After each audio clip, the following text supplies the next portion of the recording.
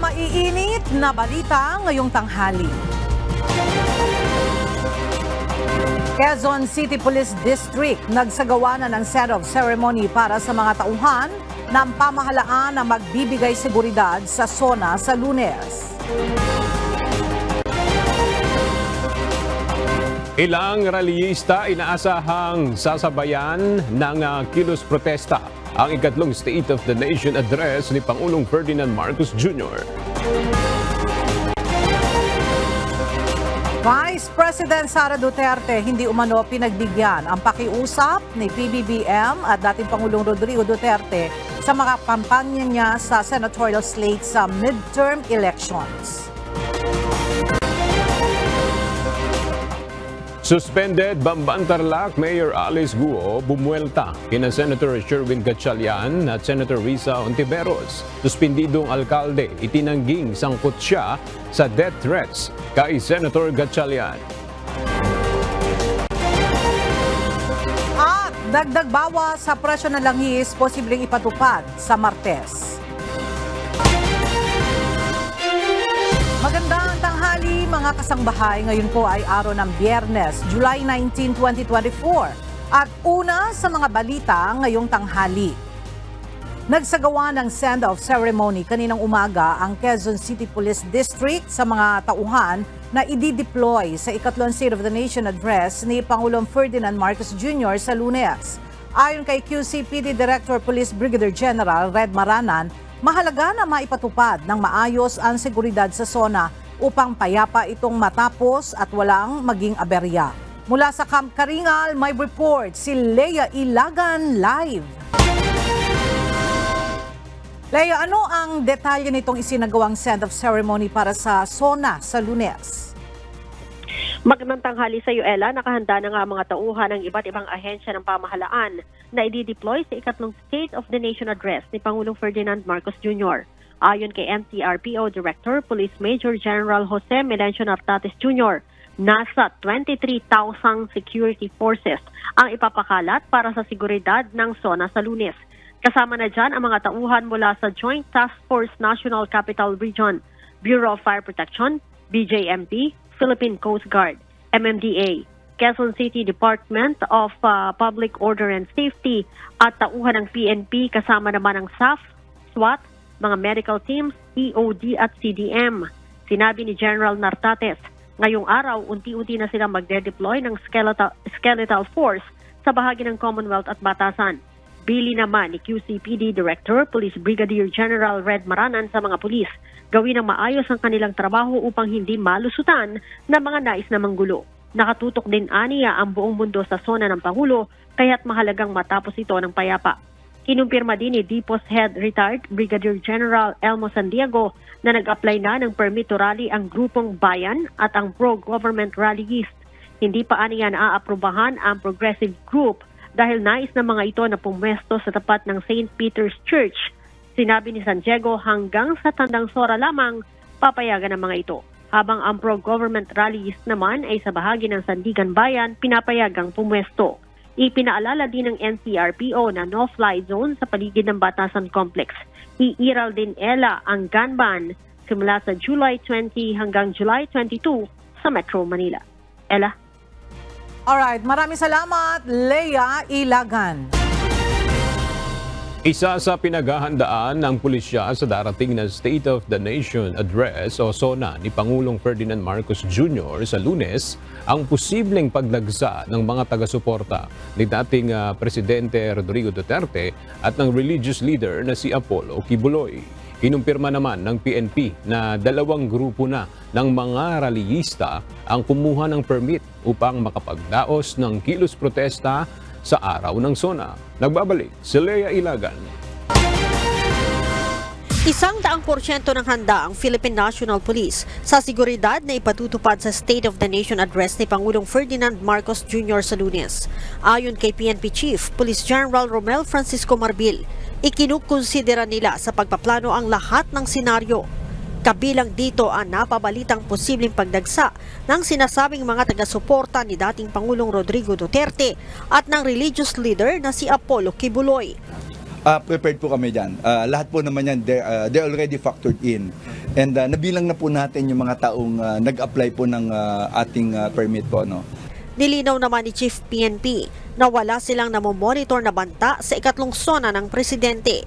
No, wala pong monitor na threat po ngayon but ang nasa isip natin, there is always a threat because wala po dapat mag-relax. Sa ngayon, mayroon ng 2 grupo na nag-apply ng permit para makapagsagawa ng kilos protesta sa Lunes. Isang anti-government po at least doon sa kanilang profile po at isa pong pro-government po. Ang gusto po talaga ng ating Chief PNP ay hindi po talaga maapektuhan yung traffic flow sa Commonwealth.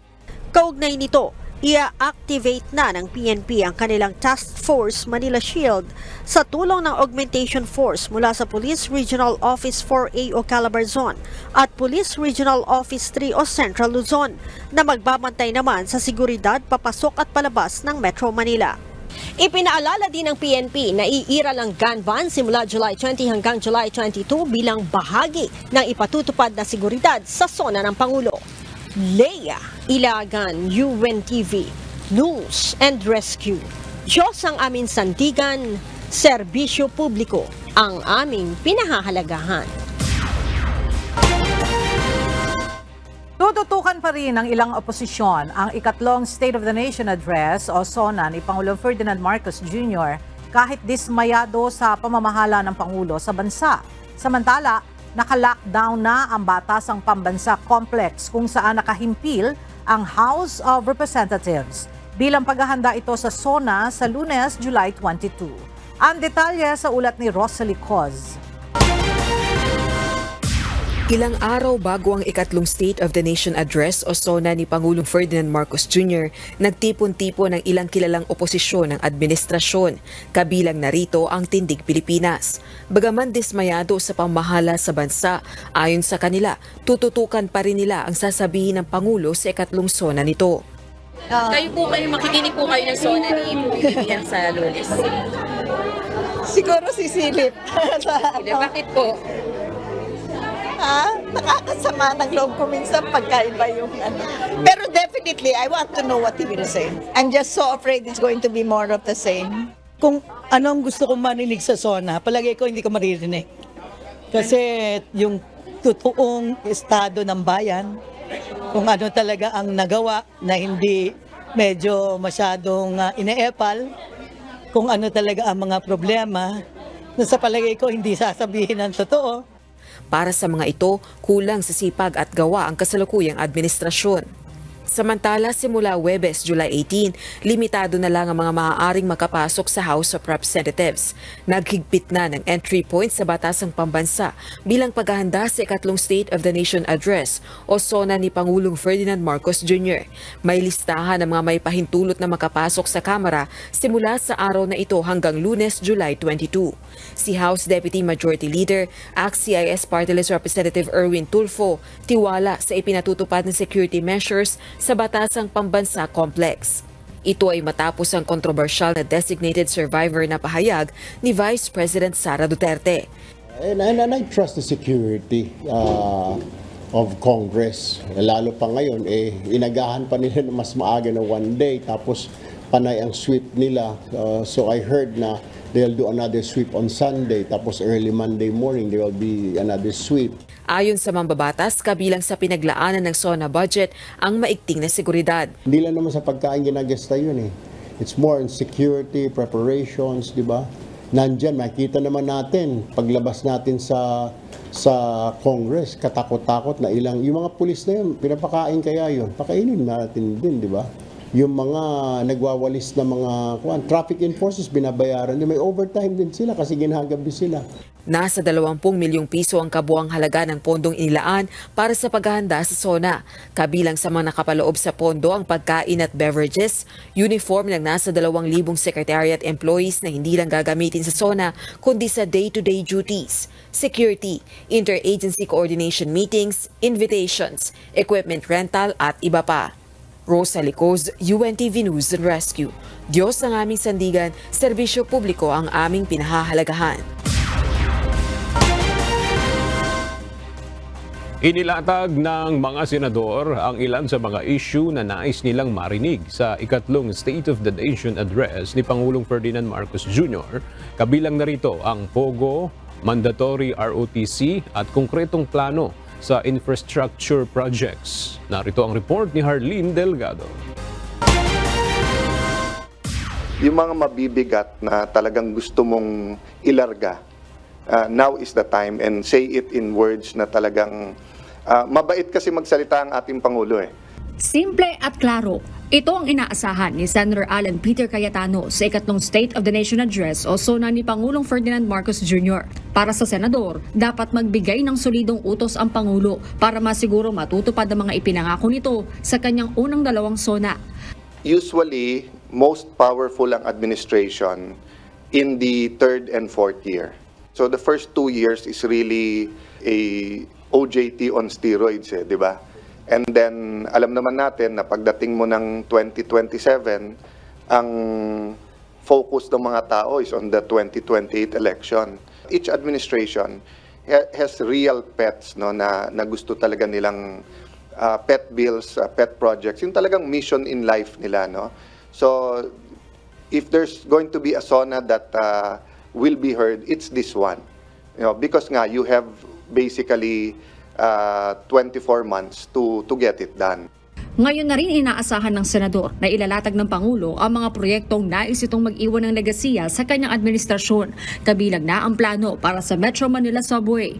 Hindi ba dapat yung part 2 ng subway or yung subway for Cebu or other trains for other parts of the country, ngayon pa lang iniisip na?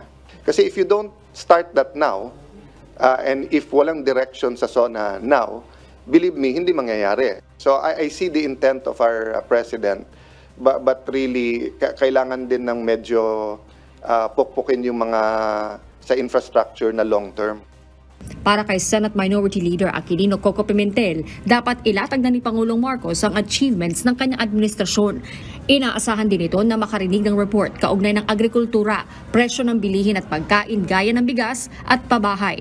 Bukod dito, gusto ring marinig ng senador na ipagbawal na ng Pangulo ang Philippine Offshore Gaming Operator o POGO. Bagong Pilipinas, di ba bagong polisiya nga sa POGO, iba na po natin yung POGO. Yan ang tunay na magbabago ng kaunti sa kalagayan at itsura ng Pilipinas sa ngayon. Pero para kay Senator Ronald Bato de la Rosa, nasa Pangulo na kung isasama niya sa kanyang SONA ang usapin sa POGO. Pabor naman anya siya na iban na ang mga POGO sa bansa. Umaasa ang mambabatas na babanggitin muli ang pagbuhay sa Mandatory Reserve Officers Training Corps o ROTC na hiniling na noon ng Pangulo sa kanyang unang SONA. In the light of the recent developments nga sa West Philippine Sea, which I feel kailangan talaga natin na magkakaroon ng sizable reserves in case of emergency. That's my hope only. That's my hope. But I'm not expecting. I am only hoping na sana maisama. Para maingganyo naman, no? Maingganyo naman yung mga kasamahan ko sa majority bloc na tumulong na maipasa itong bill na ito. Bukod sa mga plano at achievements sa administrasyon, kabilang din sa mga aabangan ng mga mambabatas sa ikatlong SONA ni Pangulong Marcos Jr. ang mga hihilingin itong panukalang batas sa 2 kapulungan ng Kongreso. Harleen Delgado, UNTV News and Rescue. Diyos ang aming sandigan, serbisyo publiko ang aming pinahahalagahan. Nangako si Pangulong Ferdinand Marcos Jr. na itutuloy ang mga proyektong infrastruktura sa Palawan na makapagpapalakas sa turismo sa probinsya. Kinilala rin ni PBBM ang halaga ng Palawan sa national defense. Narito ang report ni Nel Maribuhok. Ang pagsasaayos ng airport sa Pag-asa Island ang isa sa mga prioridad ng administrasyon. Ito ang inihayag ni Pangulong Ferdinand Marcos Jr. nang mamahagi ng tulong sa mga magsasaka at mangingisda na naapektuhan ng matinding tagtuyot sa Puerto Princesa, Palawan. Kasama din siyempre sa ating prioridad ang pagpapalago ng turismo sa inyong lalawigan at sa pagpapabuti pa ng daloy ng transportasyon dito. Ito'y gagawin natin sa pamamagitan ng Puerto Princesa Airport Development Project at Pag-asa Island Airport Development Project. Ang Pag-asa Island na kabilang sa Kalayaan Chain ay nasa 285 nautical miles mula sa Palawan. Matagal na rin ang presensya dito ng militar at sibilyan kung saan kabilang din ito sa inaangkin ng China. Iniulat rin ni PBBM na malapit nang matapos ang military runway project sa Balabac Island Air Base. Dito kinilala ng Pangulo ang halaga ng Palawan sa national defense. Nasa huling bahagi na lang ang paggawa natin ng Balabac Military Runway, lalo na't malaki ang papel ng gagampanan ng Palawan sa pambansang seguridad. Ang bayan ng Balabac sa Palawan ay kabilang sa 4 na dagdag na lugar na nasa ilalim ng Enhanced Defense Cooperation Agreement o EDCA. Nel Maribuhok, UNTV News and Rescue, Diyos ang aming sandigan, serbisyo publiko ang aming pinahalagahan. Hinamon ng isang makabayan black lawmaker si Pangulong Ferdinand Marcos Jr. na opisyal nang buksan ang usaping pangkapayapaan sa makakaliwang grupo sa ikatlong State of the Nation Address o SONA nito. Noong November 2023 nang ianunsyo ng PBBM administration na ibabalik nito ang peace talks sa mga rebeldeng komunista. Ang detalye alamin natin kay Rosalie Coz live. Rosalie, sa kasalukuyan ba, ano yung status nitong peace negotiations ng pamahalaan at National Democratic Front? Batay sa huling pahayag ni Presidential Peace Advisor Carlito Galvez Jr., patuloy yung konsultasyon kaugnay ng peace negotiations ng pamahalaan sa National Democratic Front of the Philippines o NDFP. Noong November 2023 nga nang ianunsyo ng administrasyon ni Pangulong Ferdinand Marcos Jr. na nagkasundo ito at ang NDFP na ibalik yung nahintong peace negotiations. May challenge naman si House Deputy Minority Leader, ACT Teachers Party List Representative Franz Castro kay PBBM ilang araw bago ang State of the Nation Address nito o SONA. Hamon nito sa Presidente, opisyal ng buksan yung usaping pangkapayapaan at tugunan ng ugat ng kahirapan sa kanyang SONA sa July 22. Ayon sa mambabatas, mahalagang maibalik ang peace talks upang maresolba yung tunay na dahilan ng sagupaan at kahirapan. Taong 2017 nang tuluyang i-terminate ng dating Administrasyong Duterte ang peace talks. Mula noon, nahinto na ang negosasyong pangkapayapaan sa pagitan ng gobyerno at ng mga rebeldeng komunista. Balik sa iyo, Aga. Maraming salamat, Rosalie Coz. Opisyal nang ibinigay ni Vice President Sara Duterte ang kanyang posisyon sa gabinete kay Senator Juan Edgardo Sani Angara kahapon. At ngayong araw, ang effectivity ng resignation na ipinasa ni Vice President Sara Duterte kay Pangulong Ferdinand Marcos Jr. Narito ang report ni Jen Naresina. Walang pagsisisi. Ito ang sinabi ni Vice President Sara Duterte sa pagpapatakbo ng kagawaran ng edukasyon sa loob ng kanyang 2 taong pangunguna dito bilang kalihim. Aniya nais pa sana niyang tapusin ang lahat ng kailangang magawa ng ahensya sa panahon ng kasalukuyang administrasyon. In fact, it is with a heavy heart that I leave the Department of Education. Minahal ko itong trabaho na ito. Minahal ko yung mga kasama ko sa Department of Education. So, meron talaga akong regrets dahil gusto ko talaga tapusin yung kung ano man yung dapat na deliverables ng Marcos administration mula sa Department of Education. Kaugnay nito, tuluyan nang nagpaalam si Vice President Duterte bilang kalihim ng Department of Education kahapon. Opisyal na niyang ipinasa ang tungkulin kay Senator Juan Edgardo Sani Angara kasamang pag-asang itutuloy ng susunod na kalihim ang mga maiiwang proyekto sa kagawaran. Panggit ko nga sa aking mga speech yung mga hindi pa natupad na mga pangarap natin para sa Department of Education.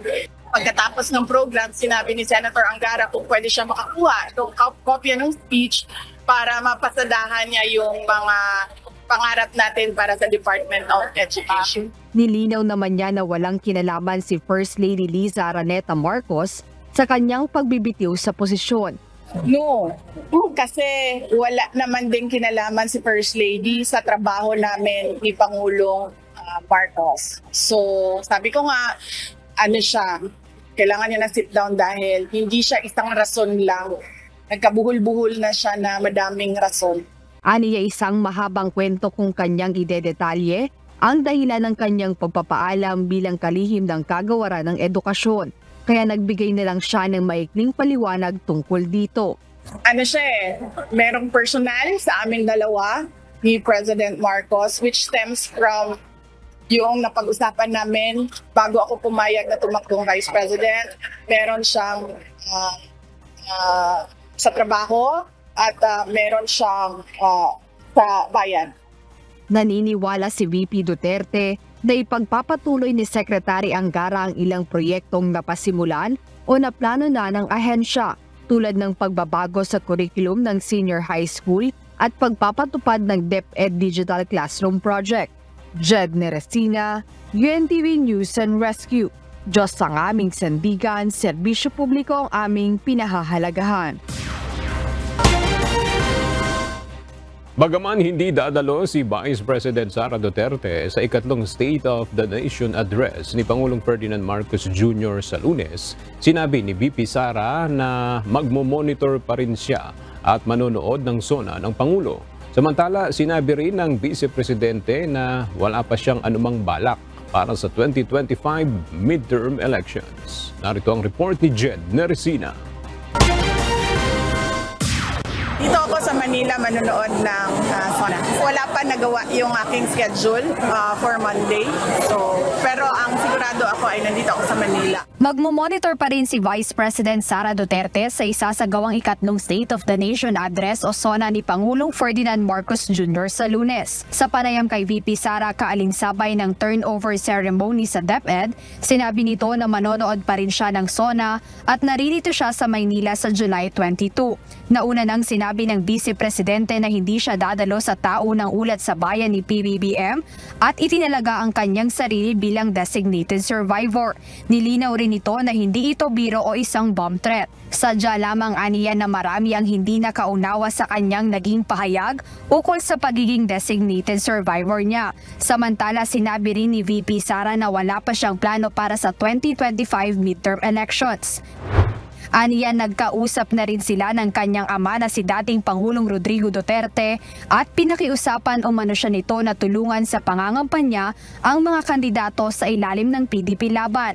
Sa isa namang pagkikita namin ni President Duterte, former President Duterte, by chance nakita kami ni former President Duterte. Inimbita din niya ako na mangampanya, tumulong, sumuporta para sa mga candidates ng PDP. So sinabi ko din sa kanya na hindi muna ako sasali sa midterm elections. Maging si PBBM umano, pinakiusapan siya noon na tulungan ang magiging senatorial candidates ng administrasyon. I think I can speak about this already. I think i-confirm din niya ni President Marcos. Before ako nag-resign, meron kaming isang meeting kung saan inimbita ako ni President Marcos na sumali, tumulong sa administration para sa mga senator candidates.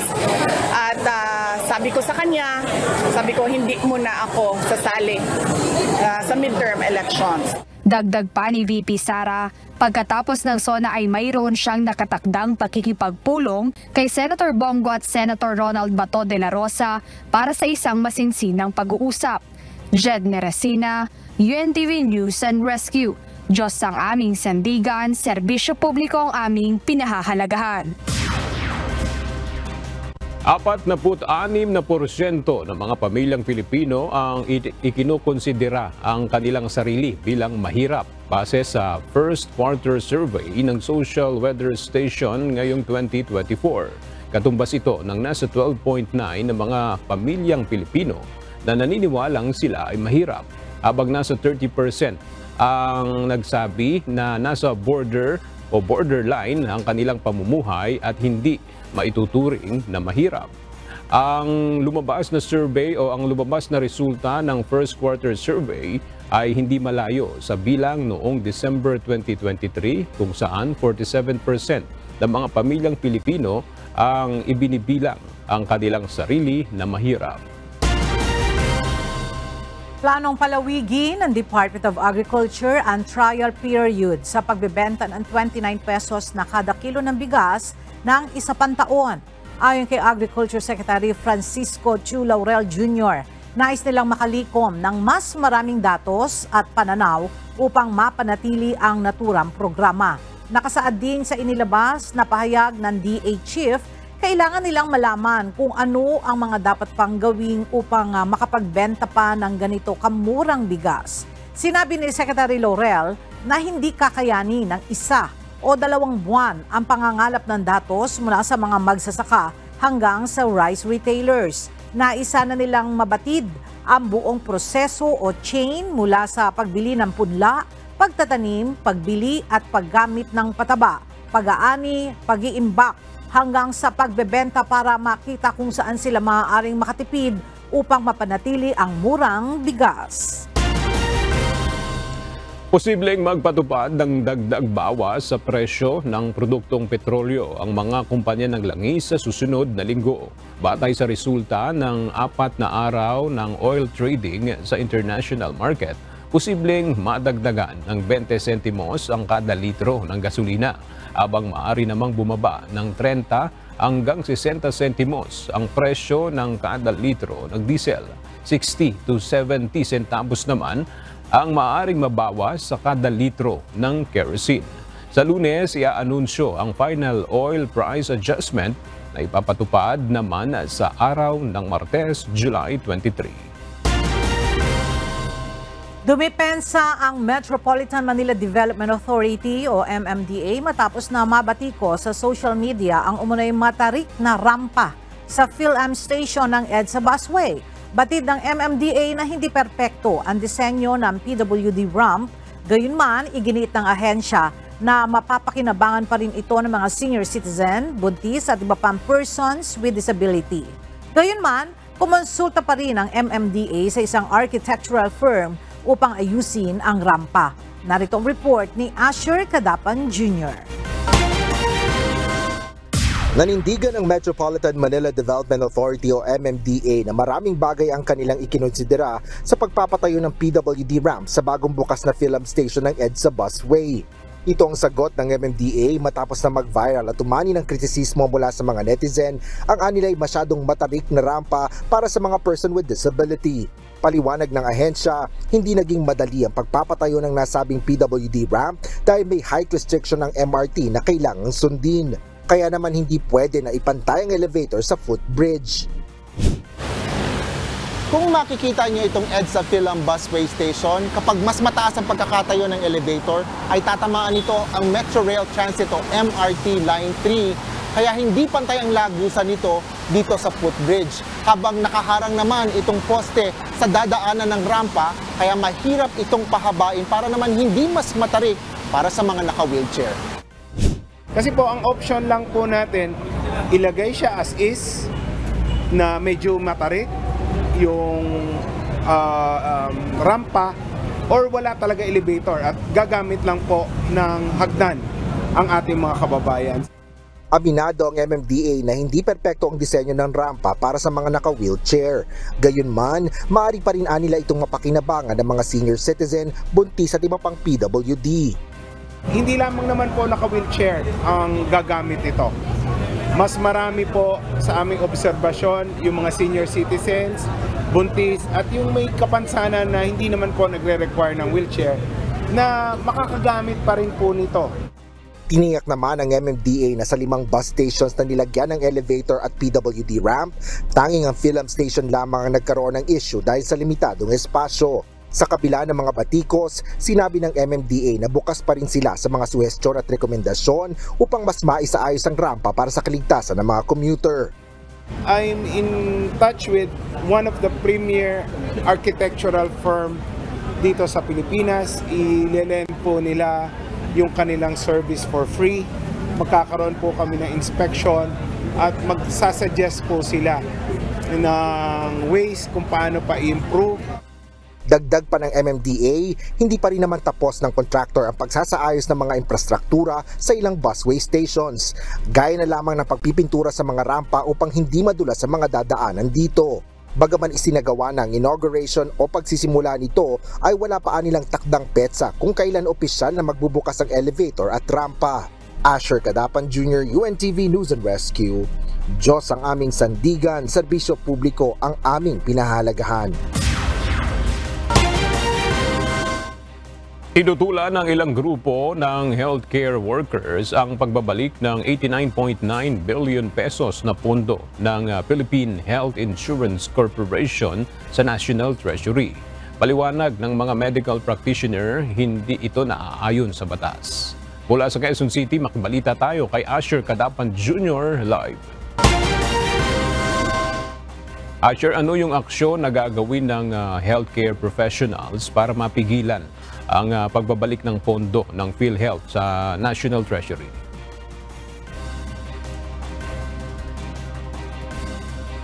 Babalikan po natin ang ulat na yan ni Asher Cadapan Jr. Inanunsyo ng DMW na umabot na sa 2,500 na mga kababayan natin na nawala ng trabaho sa Saudi noong 2015 hanggang 2016 dahil sa pagkalugi ng kanilang kumpanya doon ang nakatanggap na ng benepisyo. Inaasahang maire-release na rin ang susunod na batch ng benepisyo. Samantala, kukuha ng mga health worker ang Singapore sa Pilipinas upang makadagdag sa kanilang pangangailangan. Nagpasalamat naman ang DMW sa Singapore sa patuloy nilang pangangalaga sa mga Pilipinong manggagawa sa kanilang bansa. Ang detalye sa ulat ni Ryan Lacanlale. Umabot na sa 2,500 na Pilipino ang nakatanggap na ng benepisyo sa Saudi claims. Ito ang mga Pilipinong manggagawa na nawalan ng trabaho noong 2015 at 2016 nang magdeklara ng bankruptcy ang kanilang mga kumpanya sa Saudi. Personal na nagpunta sa Saudi Arabia si DMW Secretary Hans Leo Kakdak para makipagpulong sa counterpart nito at pag-usapan ang pending claims ng mga Pilipino claimants. To date, 2,500 workers had received their benefits in the amount of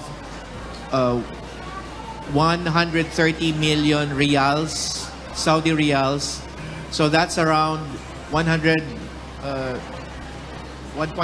billion pesos. So 2,500 have received the benefits. There will be, in the very near future, an additional 2,000 or so to receive the additional releases. And succeedingly, there will be another set to receive the future benefits, with respect to the claims. Nauna nang sinabi ng DMW na nasa mahigit 10,000 Pilipino ang claimant. Sa pakikipag-usap ng DMW sa Saudi government, maaari pa daw nilang tanggapin ang mga claimant na hindi na isama sa listahan. Samantala, nakatakdang lumagda sa isang Memorandum of Understanding o MOU ang Department of Migrant Workers at Ministry of Health ng Singapore para sa pagkuha ng mga health workers sa Pilipinas. We are enthusiastic in this forthcoming signing of the Memorandum of Agreement on the recruitment of Filipino healthcare workers with the Ministry of Health. Ide-deploy ang mga health workers sa mga pampubliko, pribado at non-profit healthcare sa Singapore. Ayon kay Singaporean Ambassador to the Philippines Constancy, sa mga nakalipas na taon, nasa 3 hanggang 4,000 ang pangangailangan nila sa mga nurse. Pero mas gusto nila ang mga Pilipino dahil sa likas na maalaga ang mga ito. We welcome nurses from around the world, but also especially in the Philippines. I think your skills in English language, for instance, and the very natural way you care and nurture for people have made Filipino nurses very sought after, and they are often very much the preferred choice as well. Tinatayang nasa humigit kumulang 215,000 ang Pilipino sa Singapore. 84% nito ay pawang mga OFW. 60% naman sa mga OFW doon ay professionals at 40% ay domestic workers. Batay sa 2022 OFW report ng Philippine Statistic Authority, mula sa 1.96 million OFW sa buong mundo, pangalawa ang Singapore sa top destination sa Asia. Nangunguna naman sa ASEAN. Pangalawa rin ang State City sa OFW top remittances na nakapag-remit ng 2.36 billion pesos. Pinasalamatan naman ng DMW ang Singapore sa patuloy na pangangalaga nila sa mga OFW sa kanilang bansa. We are also thankful to the Singaporean government and the Ministry of Manpowers for the various recent measures they placed to further protect our OFWs. We know for sure that tighter workplace safety measures are in place, tougher action to penalize companies for worksite lapses, as requirements for accommodation as proof prior to proof of acceptance of an employee to Singapore. Sa Singapore, ang sino mang employer na napatunayang nagkasala ng pang-aabuso sa mga domestic worker ay doble ang parusang ipinapataw upang tiyakin na makamit ang hustisya at protektahan ang kanilang karapatan. So if the offense is 1 year jail, for instance, the person would have to face 2 years in jail if the victim is a migrant domestic worker. I think we are probably the only country in the world that has such a law, and we are committed, and this shows our commitment to protecting the migrant domestic worker. Ryan Lacanlale, UNTV News and Rescue. Diyos ang aming sandigan, serbisyo publiko ang aming pinahahalagahan. Nanindigan ang Pilipinas sa extended continental shelf claim nito sa Western Palawan Region. Kasunod ito ng paghahain ng Vietnam sa United Nations Commission on the Limits of the Continental Shelf ng sarili nitong extended continental shelf claim sa South China Sea na maaaring mag-overlap sa claims ng Pilipinas. Ginawa ng Vietnam ang submission nito 1 buwan matapos ang pagsusumite ng Pilipinas noong Hunyo. Sa isang pahayag, sinabi ng Department of Foreign Affairs na kanilang kinikilala ang karapatan ng Vietnam na magsumite ng sarili nitong claim para itakda ang limitasyon ng kanilang continental shelf. Gayunman, nakahanda niyang makipag-ugnayan ang Pilipinas sa Vietnam para magkaroon ng maayos at nagkakaisang solusyon sa South China Sea alinsunod sa international law, partikular na sa United Nations Convention on the Law of the Sea o UNCLOS. Matapos ang ilang linggong pananahimik, muling naglabas ng pahayag si suspended Bamban Tarlac Mayor Alice Go kaugnay sa mga kontrobersya na kanyang kinasasangkutan ngayon. Sa official statement na inilabas ng alkalde sa kanyang Facebook page, kinwestiyon nito ang mga banat sa kanya ni na Senator Risa Hontiveros at Senator Sherwin Gatchalian. Hamon ng alkalde sa dalawang senador, kung may hawak silang mga ebidensya ay handa umano siyang harapin ito sa proper forum at patas na paglilitis. Ayon kay Mayor Go, ayaw niyang magamit siya ng sinuman upang mapalakas ang kanilang ambisyon sa politika. Iginiit rin ito na maraming problemang kinakaharap ang bansa na mas dapat na pagtuunan ng pansin imbes na patuloy siyang pagbantaan, ipaaresto at paratangan ng kung ano-anong mga isyung may kaugnayan sa Philippine Offshore Gaming Operators o POGO. Tanong ni Mayor Go, ako ba ang pinakamalaking problema ng bansa na dapat pagtuunan ng atensyon? Samantala, mariinding itinanggi ng suspendidong alkalde na may kinalaman siya sa umunoy death threats na natatanggap ni Senator Sherwin Gatchalian. Muli rin itong iginiit na walang katotohanan ang sari-saring mga paratang na iniuugnay sa kanya at umapela sa publiko na ituon ang atensyon sa katotohanan at hindi sa mga kung anong opinyon at character assassination. Humingi rin ito ng paumanhin sa hindi niya pagdalo sa mga nakaraang Senate hearings dahil sa ngayon ay prioridad umano niya ang kanyang kalusugan at peace of mind. Pupunta sa Bamban Tarlac ang Commission on Elections o COMELEC kaugnay sa investigasyon kay suspended Mayor Alice Guo. Inaasahan na ilalabas ng COMELEC ang resulta sa kanilang investigasyon sa mga susunod na araw. Mula sa Maynila, may report si Dante Amento live. Dante, kailan pupunta ang COMELEC sa Bamban at ano-ano yung mga partikular na kanilang aalamin doon? Magandang tanghali aga, sinabi ni Commission on Elections o COMELEC Chairman George Erwin Garcia sa Miyerkules, July 24, yung kanilang nakatakdang pagpunta sa bayan ng Bamban sa Tarlac. Partikular sa tanggapan ng kanilang election officer para kunin yung registration record doon ni suspended Mayor Alice Go. Ito ay susuruin partikular ang kanyang fingerprint at ang resulta dito ay kanilang ikukumpara sa resulta naman ng fingerprint examination na ginawa ng National Bureau of Investigation o NBI. Batay sa findings kasi ng NBI, si Mayor Go ay siya ring Chinese national na si Go Huaping. Susuriin ng COMELEC ang fingerprint ni Mayor Go doon noong 2022 elections at ng 2023 Barangay at Sangguniang Kabataan Elections o BSKE. Yan po, para walang masabing ilan lang ang pinagbasihan po ng COMELEC, titingnan din po namin yung mga fingerprints na yon. Hindi po namin pwedeng ipadala kasi sa Maynila, kaya na kailangan talagang sadyain at napuntahan ang ating po mga examiners o eksperto. Kapag napatutunayang siya nga ay nagsisinungaling sa kanyang certificate of candidacy o dayuhan pala itong si Mayor Go, inaasahan na maghahain ng kaso ang COMELEC sa korte. Tiniyak ni Garcia na bibigyan naman nila ng due process ang alkalde o pasasagutin sa kanilang maging ihahaing reklamo o sa posibleng findings ng kanilang fact-finding team na binuo. Yan mo ng ating update mula dito sa Maynila.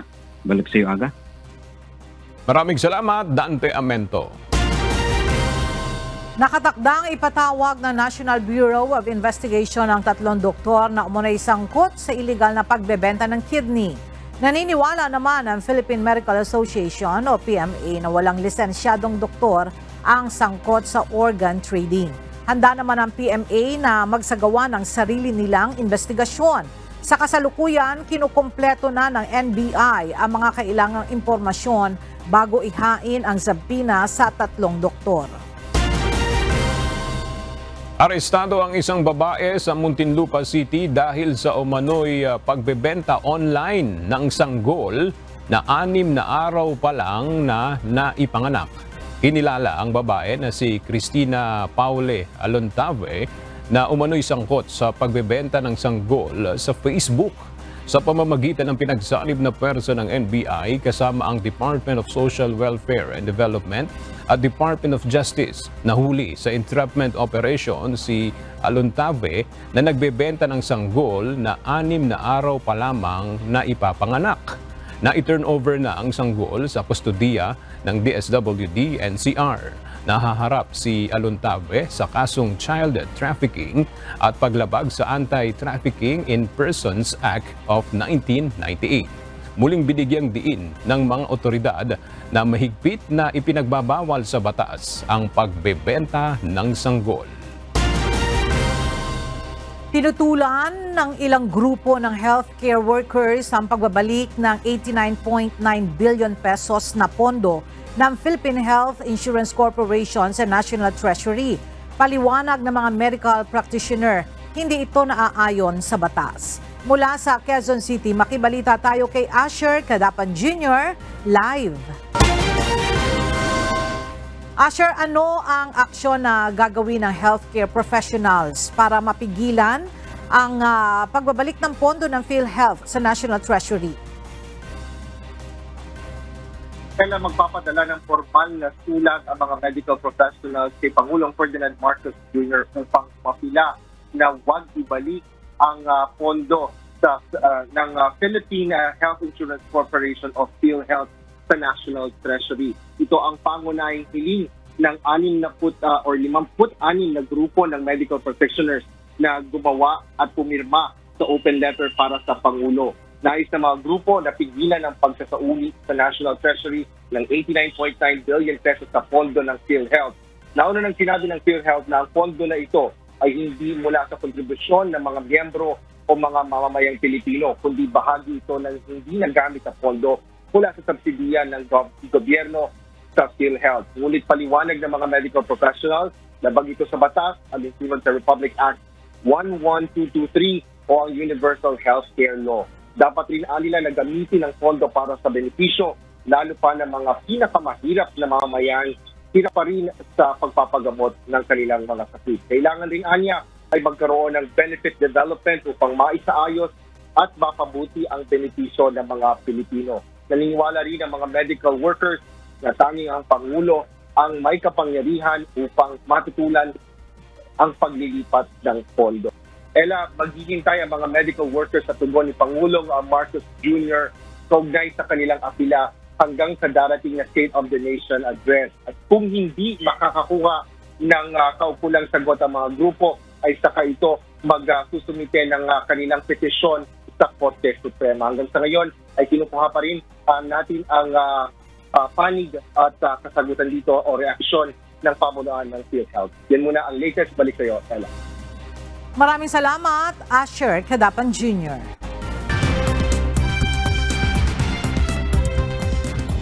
Naka-high security alert ang buong bansa ng Bangladesh dahil sa pagtindi ng sagupaan sa pagitan ng mga estudyante at tauhan ng pulisya. Halos total internet blackout na sa Kapitolyong Dhaka at down na rin ang linya ng telepono. Umapila na si Prime Minister Sheikh Hasina kasunod ng ilang araw na mararahas na protesta kung saan 19 na tao na ang nasawi at ilang daan ang nasugatan. Nagsasagawa ng demonstrasyon ang mga estudyante upang kondinahin ang anilay discriminatory government hirings. Nananawagan ang mga mag-aaral sa pagkakaroon ng recruitment na nakabatay sa merit. Nasabat sa Australia ang isang koleksyon ng mahigit 3,000 hindi pangkaraniwang bird eggs. Ito ay matapos ang isang European operation laban sa illegal bird trade. Natuklasan ng mga investigador ang nasa tinatayang 15.6 hanggang 19.5 million pesos na halaga ng rare bird eggs sa isang property sa Granton, Tasmania noong July 9. Hollowed eggs, ang mga itlog o tinanggal na ang egg white at yolk. Iniimbestigahan naman ang isang 62-year-old na lalaki kaugnay nito, subalit wala namang inaresto ang mga otoridad.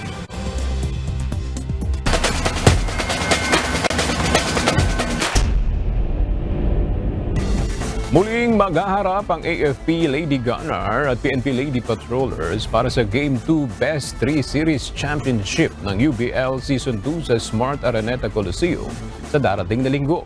Nagpahayag naman ng suporta ang mga beneficiary ng AFP Lady Gunner at PNP Lady Patrollers sa nalalapit na championship round. Ilang government services din ang available sa UBL Season 2 Finals. Ang detalye sa ulat ni Harry Ilagan. From Kilio and land below the net. Well done. Muling maghaharap ang PNP Lady Patrollers at AFP Lady Gunner para sa UNTV Volleyball League Season 2 Finals Game 2. Matapos makuha ng PNP ang makapigil hiningang laban nito kontra AFP sa Game 1 ng Best of 3 Series. Madepensahan kaya ng Lady Gunner ang kanilang titulo para makuha ang back-to-back title? O maagaw kaya ng Lady Patrollers ang bagong titulo para sa kampyonato ng Liga ng Public Servants? Matatandaan nakuha ng PNP Lady Patrollers ang unang sagupaan laban sa AFP Lady Gunner sa opening game ng Season 2 sa Rizal Stadium, Manila noong March 10, 2024. At sa huling laban, matira matibay ang paghaharap ng AFP at PNP upang makuha ang titulo ng Season 2 Grand Champion at maibahagi ang 1 million pesos cash prize sa kanilang napiling benepisyaryo. Sa UNTV Sports, maraming salamat at nagkaroon ng ganitong pagkakataon. Dahil dito sa Charity Sports League na ito, marami tayong matutulungan. And then, binigyan po kami ng chance na i-showcase ulit yung talent namin, yung passion namin sa volleyball. And sana po magtuloy-tuloy na po para mas marami po tayong matulungan. Maganda talaga itong concept, sir, kasi makakatulong po tayo sa ibang organisasyon na nangailangan talaga. Yung marami tayong matutulungan, tapos yung mga tao maging happy din sila. At least kami, may naitutulong kami kahit konti lang yung naibigay namin sa kanila. At least nakatulong kami sa kanila. Then happy talaga kami sa UNTV kasi maganda yung yung project nila sa mga tao talaga para matutulungan yung mga tao na nangangailangan. Thank you po sa mga tao nagsumusuporta sa PNP, lalo na sa PNP namin at sa unit namin dito. At sa family ko, thank you din. Sana hindi kayo magsawa ng sumusuporta sa PNP. Patuloy po hanggang dulo po. Thank you po sa lahat-lahat. Nagpahayag naman ng suporta ang beneficiary ng AFP Lady Gunner at PNP Lady Patrollers para sa nalalapit na championship round. We're so amazed and happy na kami yung pinili nila. Kaya we're so excited. Even if naglalaro sila, nag-YouTube kami, talagang tinitingnan namin and we're praying. Kasi yung efforts nila, yung dream nila na pagmanalo sila is for a cause. And a cause for the soldiers, the heroes of the armed forces of the Philippines. So, to the AFP Lady Gunners, I know how amazing are you. Kung paano nyo tinrain ang sarili para manalo para sa amin. So, for the support, nandito kami. Military Treatment Facility. Don't worry, nasa likod nyo kami.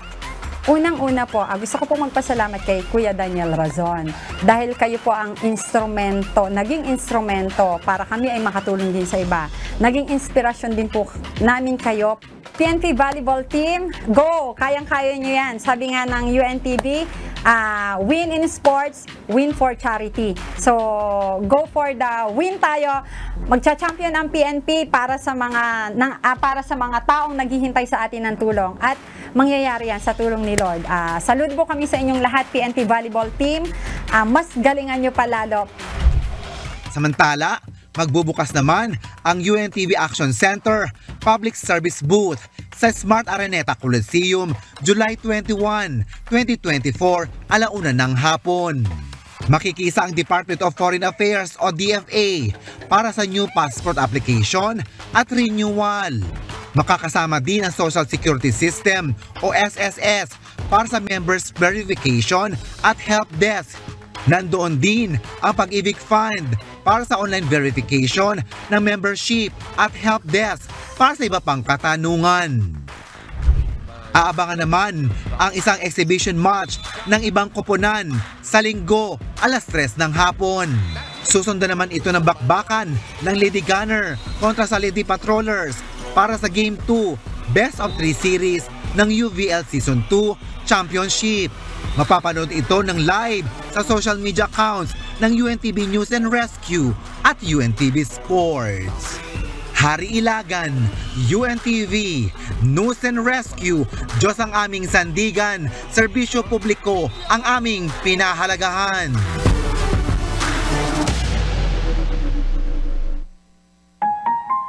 At sa ating pong iiwang mga salita ng Diyos na ating sandigan mula sa aklat ng 1 Juan Kapitulo 1, versikulo 4 na nagsasabi, wala nang dakilang kagalakan sa ganang akin na gaya nito, na marinig na ang aking mga anak ay nagsisilakad sa katotohanan.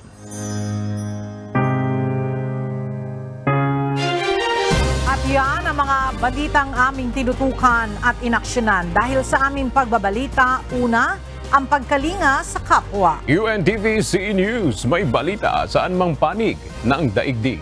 At dito sa UNTV, Diyos ang aming sandigan, serbisyo publiko ang aming pinahahalagahan. Magandang tanghali at Happy Weekend!